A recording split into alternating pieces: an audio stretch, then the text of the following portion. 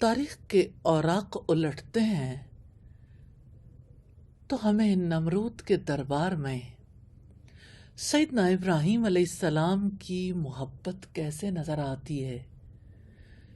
ذرا نمرود کے دربار کا منظر تو دیکھیے۔ ایک سوال ابھرتا ہے نمرود کی جانب سے، سوال کیا گیا ہے سیدنا ابراہیم علیہ السلام سے، تیرا رب کون ہے؟ کون ہے جس سے تم محبت کرتے ہو؟ کون ہے جس سے تم جڑے ہوئے ہو؟ کون ہے جس سے تم کنیکٹڈ ہو؟ ابراہیم علیہ السلام نے جواب میں کہا، ربی الذی یحیی و یمیت، میرا رب تو وہ ہے جو زندہ بھی کرتا ہے اور مارتا بھی ہے۔ اس پر نمرود نے جو تکبر میں مبتلا ہے کہتا ہے، انا احیی و امیت، میں بھی زندگی دیتا ہوں اور میں بھی موت دیتا ہوں۔ اپنی ذات کی بڑائی میں مست نمرود نے کہا، تم اس کی مانتے ہو جس کے بارے میں تمہارا دعویٰ ہے کہ وہ زندہ بھی کرتا ہے اور مارتا بھی ہے؟ یہ کام تو میں بھی کر سکتا ہوں، پھر مجھ سے کیوں نہیں جڑ جاتے؟ اصل میں تو دعوت اس بات کی تھی کہ میری کیوں نہیں مان لیتے۔ اس نے کہا، مجھے دیکھو، میں بھی تمہارے سامنے زندگی اور موت کا عمل دہرا دیتا ہوں۔ اس نے 2 قیدی بلوائے، ایک کا سر قلم کر دیا اور دوسرے کو آزاد چھوڑ دیا۔ کتنا بڑا دھوکہ تھا، کتنا بڑا دھوکہ دیا نمرود نے۔ بھلا زندگی دینا اور موت دینا اسی کو کہتے ہیں؟ یہ تو کسی کی دی ہوئی زندگی اور کسی کی لی ہوئی زندگی ہے۔ زندگی کا مالک تو وہ رب کائنات ہے۔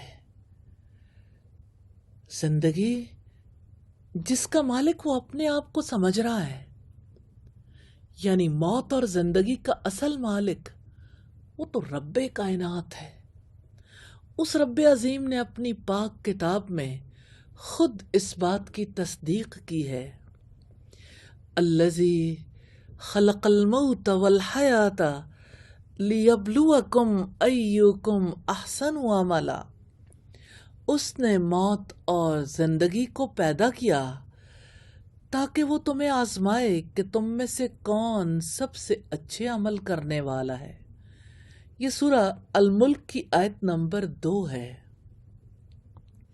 جس نے موت اور زندگی کو پیدا کیا، اس کی ان صفات پر غور کرنے والا بہت اچھے عمل کر سکتا ہے کہ وہ زندہ کرتا ہے اور وہ موت دیتا ہے۔ دلوں میں اللہ تعالیٰ کی محبت کو وہ زندگی دیتا ہے، اپنی محبت کو بھی وہ زندگی دیتا ہے، اور جو اس کی محبت کے لیے کوشش نہیں کرتا تو اس کی محبت کو خاتمے تک بھی وہی پہنچا دیتا ہے۔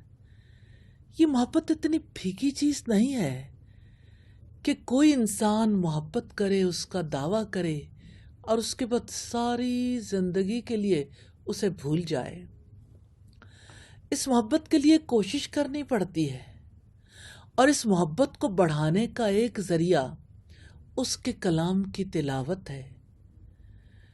تلاوت قرآن سے اور قرآن مجید کو سمجھ کر پڑھنے سے اللہ تعالیٰ کی ملاقات کا شوق پیدا ہوتا ہے، اس سے امید بنتی ہے، اس کا خوف پیدا ہوتا ہے اور اس کی رضا تمنا بن جاتی ہے۔ انسان رب کریم کا شکر ادا کرتا ہے، اس کے لیے صبر کرتا ہے، تو اس کا دل، اس کی زبان اور اس کے اعضاء بھی عبادت کرنے لگ جاتے ہیں۔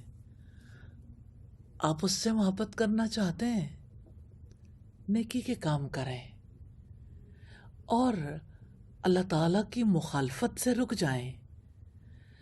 حافظ ابن حجر لکھتے ہیں بندے کو اللہ تعالیٰ کی محبت نیکی کے کام کرنے سے اور مخالفت سے رکنے سے ملتی ہے۔ محبت تو اپنا رنگ دکھاتی ہے۔ محبت کے اثرات کبھی آنکھوں میں نظر آتے ہیں۔ کیا محبت کی وجہ سے آنکھیں نہیں بھیگتی؟ کبھی یہ اثرات انسان کی جلد پر مرتب ہوتے ہیں اور پھر ساری حیات اس محبت کی گواہ بن جاتی ہے۔ پھر اس باقی رہنے والی ذات سے کیوں نہ محبت کریں کہ وہی ہے جو زندہ بھی کرتا ہے اور مارتا بھی ہے۔ پھر محبت کرنے والے سیدنا ابراہیم علیہ السلام نے جب یہ دیکھا کہ نمرود فکر اور سوچ کی غلطی میں مبتلا ہے تو انہوں نے اگلی دلیل دی۔ کیا آپ جانتے ہیں کہ رب کے بارے میں کون بات کرتا ہے؟ رب کے بارے میں کون دلائل دیتا ہے؟ جو رب العالمین سے محبت کرتا ہے وہ اس کے لیے اٹھ کھڑا ہوتا ہے۔ جیسے نبی صلی اللہ علیہ وسلم کو یہ حکم دیا گیا تھا، یا ایھا المدثر قم فانذر، اے اوڑھنے لپیٹنے والے اٹھو اور لوگوں کو خبردار کر دو۔ آپ کہاں آرام کرنے کے لیے لیٹ گئے؟ اٹھیں اور لوگوں کو خبردار کر دیں کہ وہ کتنے بڑے خطرے میں ہیں۔ اگر آپ کو اطلاع ملے، ابھی یہ اعلان ہو جائے، یہ پتہ چلے کہ ایسا شدید زلزلہ آنے والا ہے جس کی وجہ سے کوئی عمارت باقی نہیں رہے گی، آپ کیا کریں گے؟ اپنی جگہ پر آرام سے بیٹھے رہیں گے، کھائیں پیئیں گے، بن سنور کر اپنا وقت اچھا گزارنے کی کوشش کریں گے؟ ہرگز نہیں۔ ہر ایک بھاگ کھڑا ہوگا، کوئی بھی گھروں کے اندر یا کسی عمارت کے اندر نہیں ٹھہرے گا۔ بس بات تو دل کے یقین کی ہے۔ انبیاء علیہ السلام نے بھی اللہ رب العزت کی طرف سے آنے والے ایک بڑے زلزلے کی خبر دی ہے کہ بے شک قیامت کا زلزلہ بہت عظیم ہے، بہت بڑا ہے، کیونکہ انبیاء علیہ السلام رب عظیم کی بات سے زیادہ کسی کی بات پر یقین نہیں کرتے تھے۔ سیدنا ابراہیم علیہ السلام کو رب عظیم کی ذات کے بارے میں دعوت دینے کا کیسا شوق تھا، اور دعوت بھی کسے دے رہے تھے؟ وقت کے بادشاہ کو، جو سرکش ہے، جان کا دشمن ہے، لیکن محبت جو قلب کے اندر ہوتی ہے وہ ٹھہرتی نہیں ہے۔ ایک بار پھر سیدنا ابراہیم علیہ السلام نے دلیل دی، قال ابراہیم فإن اللہ یأتی بالشمس من المشرق فأت بها من المغرب۔ میرا رب تو وہ ہے، ابراہیم علیہ السلام نے کہا میرا رب تو وہ ہے جو سورج کو مشرق سے نکالتا ہے، تم مغرب سے نکال کر دکھا دو۔ کیونکہ رب کریم کے بارے میں وہ جانتے تھے کہ میرا رب عظیم ہے، وہ عظیم کام کرنے والا ہے۔ اس کے مقابلے میں نمرود کی ہستی پرے کاہ کے برابر بھی دکھائی نہیں دیتی۔ یہ تبدیلی ہے جو اس رب سے محبت کی وجہ سے انسان کے اندر آتی ہے۔ محبت کرنے والے اور اس عظیم ہستی سے محبت کرنے والے کبھی کسی سے متاثر نہیں ہوتے، نہ کسی کے مال سے، نہ کسی کے اقتدار سے، نہ کسی کے حسن و جمال سے، کیونکہ وہ اس عظیم ذات سے بے حد متاثر ہوتے ہیں۔ وہ اسی کی قدرت کو دیکھتے ہیں، اسی کی طرف کان لگاتے ہیں، اسی کی باتیں کرنا چاہتے ہیں، اسی کی باتیں سننا چاہتے ہیں، اور پھر ہر لمحہ اسی کا تذکرہ کرتے رہتے ہیں۔ سیدنا ابراہیم علیہ السلام نے جب یہ دلیل دی تو اس متکبر شخص پر کیا اثر ہوا؟ فبہت الذی کفر، تو حیران و ششدر رہ گیا وہ جس نے کفر کیا تھا۔ دل سے بات نکلی، اثر ہوا، خط تھوڑی دیر کے لیے سہی، لیکن اندر چونکہ گھپ اندھیرا تھا تو وہ بات بھی گم ہو گئی، اور جو چیز ابھری وہ کیا تھی؟ سرکشی۔ اور پھر اس سرکشی میں مبتلا شخص نے حکم دیا، ایک بہت بڑا آگ کا الاؤ تیار کر دو جس میں سیدنا ابراہیم علیہ السلام کو ڈالا جائے گا۔ سیدنا ابراہیم علیہ السلام کو جلانے کا فیصلہ کر لیا گیا۔ باپ بھی شامل ہو گیا، باپ کی محبت بھی دب گئی، کیونکہ باپ وقت کے بادشاہ سے متاثر تھا۔ باپ کی فکر سیدھی نہیں تھی، باپ بتوں کی عبادت کرتا تھا، باپ بتوں کے آگے جھکتا تھا، اس کے لیے پتھر بہت اہم تھے، دنیا کی بڑی ہستیاں اہم تھیں۔ پھر بہت بڑا الاؤ تیار کیا گیا اور ایک منجنیق کے ذریعے سے سیدنا ابراہیم علیہ السلام کو آگ میں ڈال دیا گیا۔ ایسی ہوتی ہے اللہ تعالیٰ کی محبت۔ اللہ تعالیٰ کی محبت دل میں بسانے والے اپنے آپ کو ایسے اس کے سپرد کرتے ہیں، اور سیدنا ابراہیم علیہ السلام نے اس موقع پر کہا، حسبنا اللہ ونعم الوکیل، ہمیں اللہ تعالیٰ ہی کافی ہے اور وہ بہترین کارساز ہے۔ اتنی محبت کہ رب کریم کی محبت جوش میں آ گئی، اور پھر اس عظیم رب نے آگ کو حکم دیا، قلنا یا نار کونی بردا وسلاما علی ابراہیم، ہم نے کہا اے آگ ابراہیم علیہ السلام پر ٹھنڈی ہو جا اور سلامتی والی بن جا۔ کیسی محبت ہے بندے اور رب کے درمیان، آگ کو گل و گلزار کر دیا، اور سیدنا ابراہیم علیہ السلام آگ میں یوں ٹہل رہے تھے جیسے باغ ہے جس میں بہت سے پھول ہیں اور باغ میں خوشبو مہک رہی ہے۔ سکون کے ساتھ چلتے پھرتے دیکھ کر وہ نفرت کتنے عروج پر پہنچی ہوگی، لیکن آگ ان کے لیے رکاوٹ بن گئی کہ وہ آگ میں کود نہیں سکتے تھے۔ اللہ تعالیٰ سے محبت کرنے والے اس محبت کی وجہ سے کتنے عظیم ہو جاتے ہیں، ان کی زندگی کیسے کاموں میں گزرتی ہے۔ اب اپنی زندگی کو قدر و قیمت والا بنانا چاہتے ہیں، اپنے رب سے محبت کر لیں، محبت کی دعوت ہے۔ اور ہم تیسری دلیل دیکھ رہے ہیں ان ہستیوں کی زندگی سے جنہوں نے رب سے محبت کی، کس طرح سے رب کی محبت میں وطن چھوڑنا آسان ہو گیا۔ اس سے کیا فرق پڑتا ہے وہ کون سی زمین ہے؟ جو بھی زمین ہے، ہر زمین پر میرا رب تو موجود ہے۔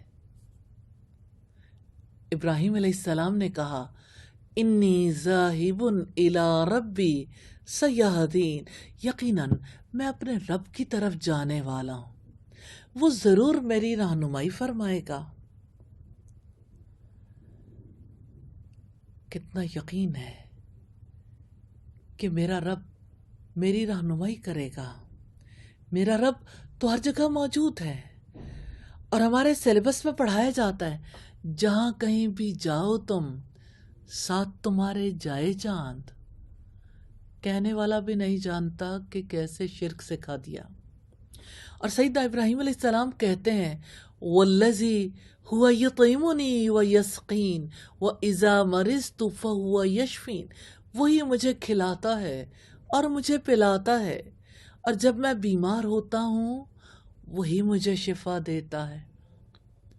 کتنا شفاف نظر آتا تھا سیدنا ابراہیم علیہ السلام کو، کیسا پیارا تعلق ہے، اتنا گہرا تعلق ہے کہ 30 بڑی بڑی آزمائشوں سے گزرے، اور جب آزمائشوں میں پورے اترے تو رب العزت نے کہا وَإِبْرَاهِيمَ الَّذِي وَفَّى، ابراہیم تو وہ ہے جس نے وفا کا حق ادا کر دیا۔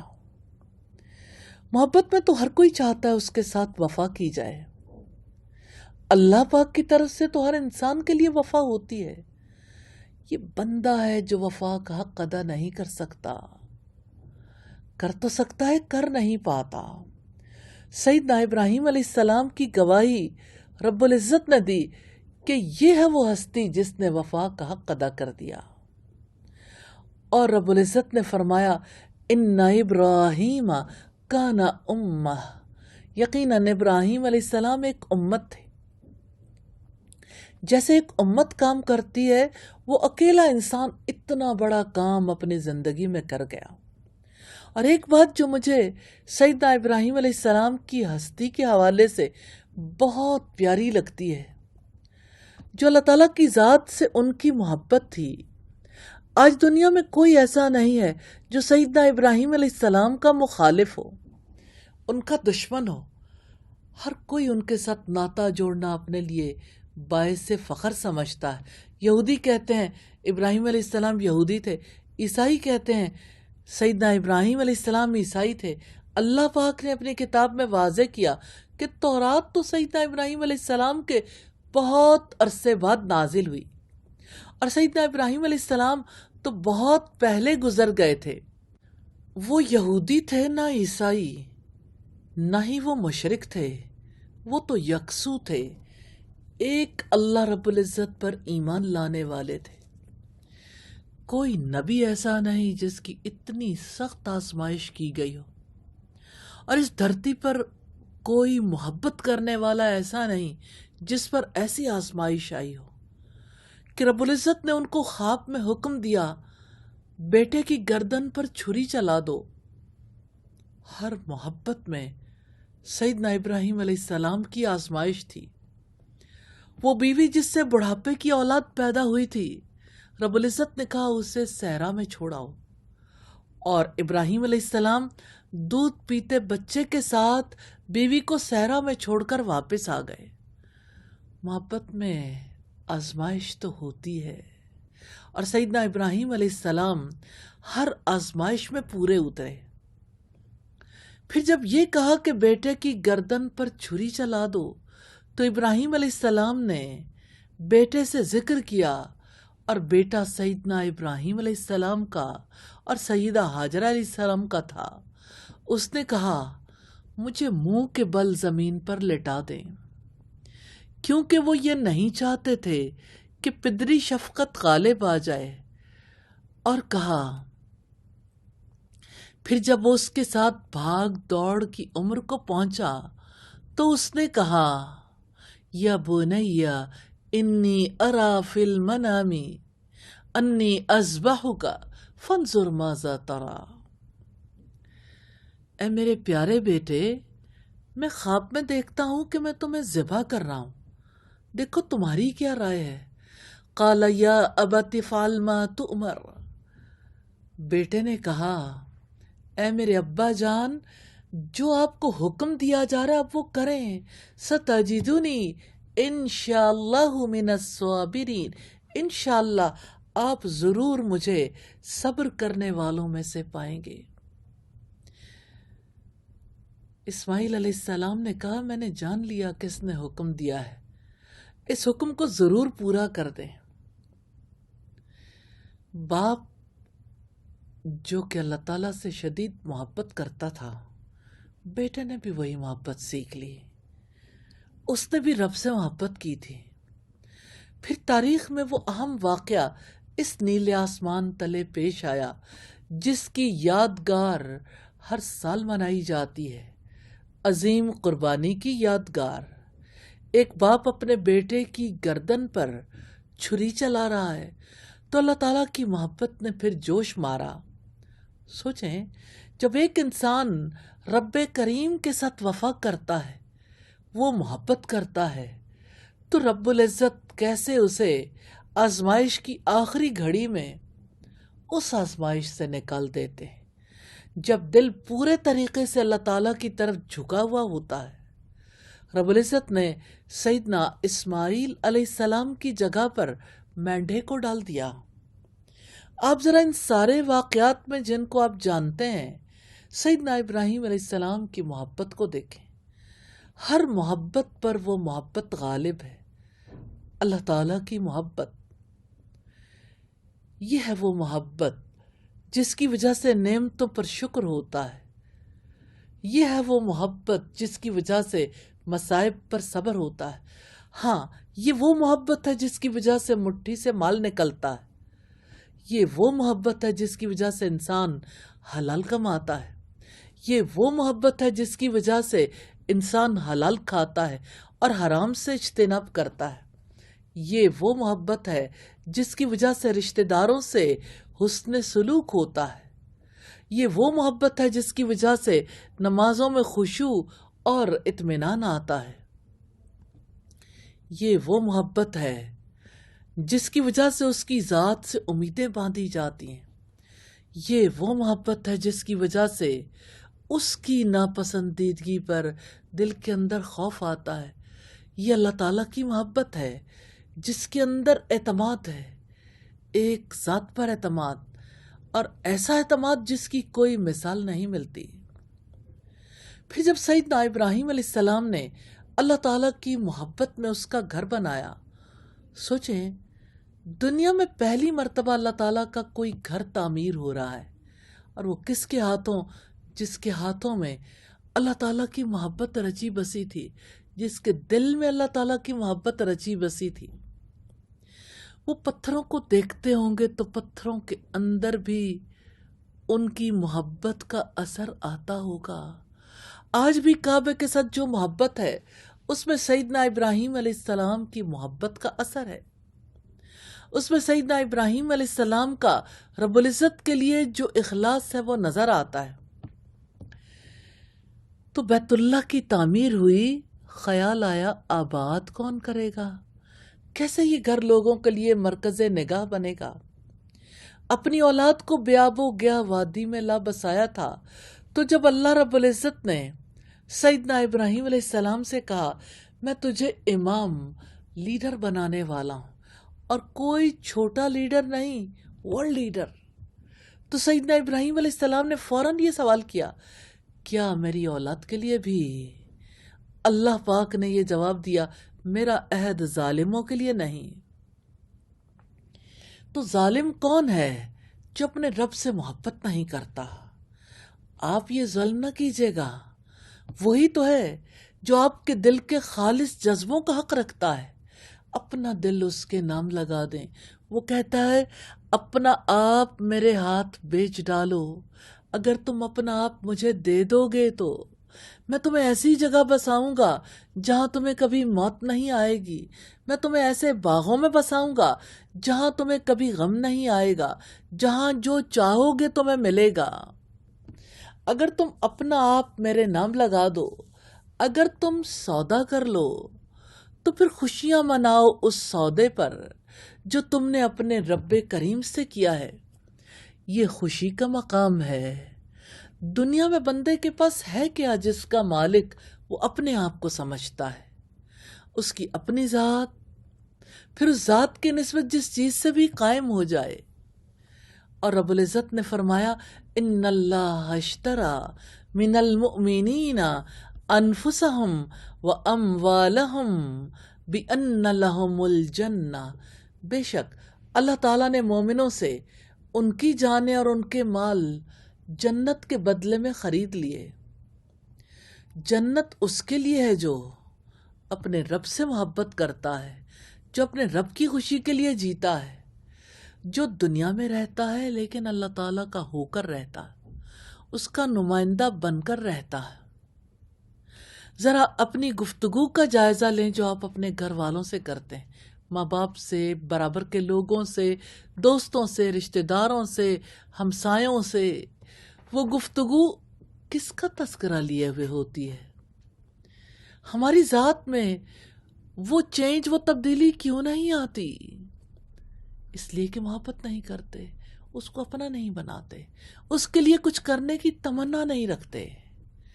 جب محبت نہیں ہے تو وہ طلب، وہ تڑپ نہیں ہے۔ یا اللہ تو ہمیں اپنی محبت دے دے۔ اللہم انی اسألک حبک، اللہ میں تجھ سے تیری محبت کا سوال کرتی ہوں، وحب من یحبک، اور اس کی محبت کا جسے آپ محبوب رکھتے ہیں، وحب عمل یقربنی الی حبک، اور اس عمل کی محبت کا جو مجھے آپ کی محبت کے قریب کر دے۔ آمین ثم آمین۔